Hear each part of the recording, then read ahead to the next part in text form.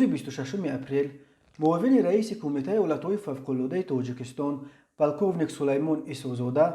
در یک مراسم در تالار دانشکده انرژتیکی تاجیکستان در ناحیه کوشانیان به دانشجوی سال سوم این مکتب ظفر نورعلی برای کارنماییش برای نجات جان یک دختر مدال همکاری در سمت حالت‌های فوق‌العاده و مدافع ملکی را تقدیم کرد. بنا به اطلاع نشر شده در سامانه کمیته ایالت‌های فوق‌العاده تاجیکستان، ظفر نورعلی روز 19 اپریل سال روان ساکن شهر نارک شبنم سفر وی 22 ساله را که هنگام سیر و گشت در ساحل کانال جیهون ناحیه کوشانیان از بی احتیاطی غرق شده بود نجات داده است. بنا به آمار کمیته ایالت‌های فوق‌العاده از اول سال جاری در کول و دریا و کانال‌های تاجیکستان الکی دست کم 17 نفر از جمله 5 کودک غرق شدند. این هم در حالی که موسم آبازی هنوز آغاز نیافته است.